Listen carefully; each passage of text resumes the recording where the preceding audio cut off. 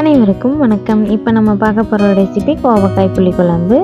பாத்திரம் வச்சு ஹீட் ஆனதும் ஆயில் ஊற்றி வெட்டி வச்சுருக்க கோவக்காயை ஆட் பண்ணி நல்லா வதக்கி எடுத்து வச்சுக்கிறேன். நீங்கள் நல்லெண்ணெய் கூட யூஸ் பண்ணிக்கலாம். காய் இந்த அளவுக்கு வதங்கினதும் ட்ரான்ஸ்ஃபர் பண்ணிவிட்டு ஆயில் ஹீட் ஆனதும் கடுகு வெந்தயம் போட்டு பொரிஞ்சு வந்ததும் சின்ன வெங்காயம் கறிவேப்பிலை வரமிளகாய் பூண்டு ஆட் பண்ணி நல்லா வதக்கி கொடுத்துக்கிறேன். வெங்காயம் நல்லா வதங்கி வந்ததும் வெட்டி வச்சுருக்க தக்காளியை ஆட் பண்ணிக்கிறேன்.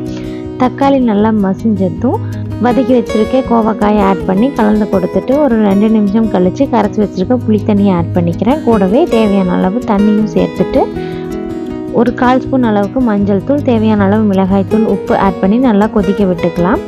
புளி கரைசல் நல்லா வற்றி வந்ததும் ஒரு 1/4 ஸ்பூன் அளவுக்கு சர்க்கரை, பெருங்காயத்தூள், வெந்தயத்தூள் ஆட் பண்ணி கலந்து கொடுத்துட்டு ஒரு 2 ஸ்பூன் அளவுக்கு தேங்காய் துருவல் ஆட் பண்ணி சூடானதும் ஸ்டவ் ஆஃப் பண்ணிட்டோன்னா ரெடி. இதேமாதிரி செஞ்சு பார்த்துட்டு எப்படி இருந்ததுன்னு கமெண்ட்டில் சொல்லுங்கள். தேங்க்யூ.